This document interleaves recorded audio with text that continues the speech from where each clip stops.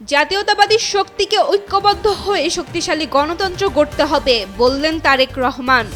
গুম প্রতিরোধ অধ্যাদেশ অনুমোদন, সর্বোচ্চ সাজা মৃত্যুদণ্ড।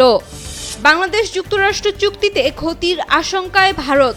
নির্বাচনে পর্যবেক্ষক পাঠাতে মিয়ানমারের অনুরোধ, নীরব ঢাকা। শেয়ার বাজারে 5 ইসলামী ব্যাংকের লেনদেন স্থগিত। প্রতারণার অভিযোগে তানজিন তিশার নামে মামলা। ভারত পাকিস্তান সংঘাতে ধ্বংস হয়েছিল 8 যুদ্ধবিমান বলছে ট্রাম্প। ফিলিপাইনে ভয়াবহ টাইফুন, মৃতের সংখ্যা বেড়ে 140। বাংলাদেশের বিপক্ষে জায়গা হয়নি ছেত্রীর, যুক্ত হচ্ছে অস্ট্রেলিয়ান ফুটবলার। ব্রাজিলে 2043 জন শিশুর নাম নেইমার। 7 নভেম্বরের চেতনায় সব জাতীয়তাবাদী শক্তিকে ঐক্যবদ্ধ হয়ে শক্তিশালী গণতন্ত্র বিনির্মাণ করতে হবে বলে মন্তব্য করেছেন বিএনপির ভারপ্রাপ্ত চেয়ারম্যান তারেক রহমান। মহান জাতীয় বিপ্লব ও সংহতি দিবস উপলক্ষে আজ বৃহস্পতিবার দেওয়া এক বাণীতে এসব কথা বলেন তিনি। মহান জাতীয় বিপ্লব ও সংহতি দিবস উপলক্ষে দেশবাসী সহ সবাইকে আন্তরিক শুভেচ্ছা ও অভিনন্দন জানিয়ে তিনি বলেন, বাংলাদেশের ইতিহাসে 1975 সালের 7 নভেম্বর সিপাহী জনতার বিপ্লব শুধু মোড় পরিবর্তনকারী ঘটনা নয়, এটি দেশে আধিপত্যবাদ বিরোধী জাতীয়তাবাদী রাজনীতির অভ্যুদয়ের সূচনা। গুম প্রতিরোধ, প্রতিকার ও সুরক্ষা অধ্যাদেশ 2025-এর খসড়া চূড়ান্ত অনুমোদন দিয়েছে অন্তর্বর্তী সরকারের উপদেষ্টা পরিষদ। প্রস্তাবিত আইনে গুম করার অপরাধের জন্য মৃত্যুদণ্ড সহ কঠোর শাস্তির বিধান রাখা হয়েছে। আজ প্রধান উপদেষ্টা অধ্যাপক মোহাম্মদ ইউনূসের সভাপতিত্বে উপদেষ্টা পরিষদের বৈঠকে অধ্যাদেশটির খসড়া অনুমোদন দেওয়া হয়। বাংলাদেশে $1 বিলিয়ন সমমূল্যে সয়াবিন রপ্তানি করতে যাচ্ছে যুক্তরাষ্ট্র। দেশের 3টি শীর্ষ সয়াবিন প্রক্রিয়াজাতকারী প্রতিষ্ঠান মার্কিনীদের সঙ্গে চুক্তির কারণে ক্ষতির মুখে পড়ার শঙ্কায় পড়েছে ভারতের সয়া মিল খাত। বুধবার এক প্রতিবেদনে এ তথ্য জানিয়েছে ভারতীয় সংবাদ মাধ্যম দ্য হিন্দু। সংবাদ মাধ্যমটি বলছে, বাংলাদেশ যুক্তরাষ্ট্র থেকে সয়াবিন কেনায় আরও দুশ্চিন্তায় পড়েছে ভারতের রপ্তানিকারকরা, কারণ ভারতের সয়াবিনের অন্যতম বড় বাজার বাংলাদেশ। আগামী মাসে সাধারণ নির্বাচন আয়োজন করতে যাচ্ছে মিয়ানমারের সামরিক সরকার। ওই নির্বাচনে পর্যবেক্ষক পাঠাতে বাংলাদেশকে অনুরোধ জানিয়েছে সামরিক সরকার। সম্প্রতি কূটনৈতিক সূত্রে জানা যায়, বাংলাদেশের কাছে এমন অনুরোধের একটি চিঠি দিয়েছে মিয়ানমার।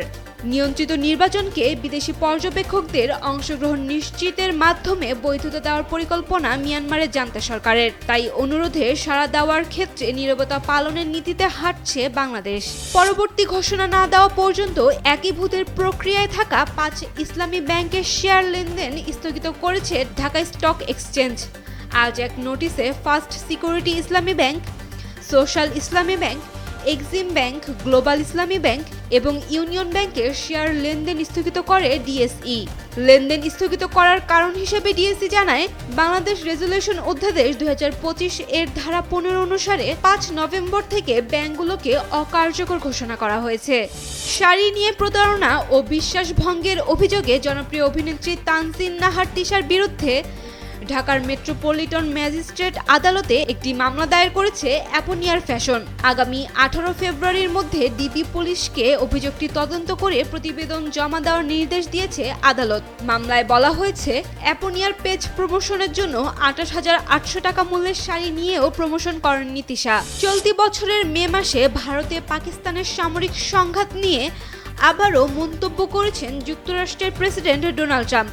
এবার তিনি দাবি করেছেন, ওই সংঘাতে 8টি যুদ্ধবিমান ভূপাতিত হয়েছিল। বুধবার মিয়ামিতে আমেরিকান বিজনেস ফোরামে ট্রাম্প বলেন, আমি 8 মাসে 8টি যুদ্ধের অবসান ঘটিয়েছি। ভারত পাকিস্তান সংঘাতে 7টি বিমান ধ্বংস হয়েছে, 8টি মারাত্মকভাবে ক্ষতিগ্রস্ত, অর্থাৎ মোট 8টি বিমান ভূপাতিত হয়েছে। মঙ্গলবার ফিলিপাইনের মধ্যাঞ্চলে টাইফুন কালমেগির তাণ্ডবে মৃতের সংখ্যা বেড়ে 140-এ দাঁড়িয়েছে। এখন পর্যন্ত নিখোঁজ 75 ও আহত হয়েছেন 17 জন। গৃহহীন হয়ে পড়েছেন কয়েক লাখ মানুষ। চলতি বছর ফিলিপাইনে আঘাত হানা সবচেয়ে শক্তিশালী টাইফুনগুলোর একটি ছিল কালমেগি। টাইফুনে ফিলিপাইনের সবচেয়ে জনবহুল দ্বীপ সেবুর একাধিক শহর পুরোপুরি প্লাবিত হয়েছে। মৃতদের মধ্যে একটি সামরিক হেলিকপ্টারে 6 জন ক্রুও আছেন। এশিয়ান কাপ বাছাই পর্বে বাংলাদেশের বিপক্ষে আসন্ন এএফসি এশিয়ান কাপ ফাইনাল রাউন্ডের বাছাই পর্বের ম্যাচটি অনুষ্ঠিত হবে 18 নভেম্বর ঢাকার জাতীয় স্টেডিয়ামে। ঘোষিত 23 সদস্যের প্রাথমিক দলে জায়গা হয়নি সুনীল ছেত্রীর। নতুন প্রজন্মের ফুটবলারদের ওপর ভরসা রেখেছেন প্রধান কোচ খালিদ জামিল। তবে বাংলাদেশ ম্যাচের আগে নিজেদের দলে যুক্ত করতে যাচ্ছে সাবেক অস্ট্রেলিয়ান উইঙ্গার রায়ান উইলিয়ামসকে। Eat football, drink football, sleep football কথাটার জীবন্ত উদাহরণই যেন ব্রাজিল। এমনকি সন্তানের নামটিও রাখা হয় প্রিয় তারকা ফুটবলারের নামে। এমন ঘটনা ঘটেছে 5 বারের বিশ্ব চ্যাম্পিয়ন ব্রাজিলে। দেশটির নেইমার নামে নিবন্ধিত মানুষের সংখ্যা 2443 জন, এর মধ্যে আবার নারী 50 জন। ব্রাজিলের ভূগোল ও পরিসংখ্যান ইনস্টিটিউট মঙ্গলবার এমন তালিকা প্রকাশ করেছে, যেখানে দেশটির সর্বশেষ আদমশুমারিতে সবচেয়ে জনপ্রিয় নামগুলো বের করা হয়েছে।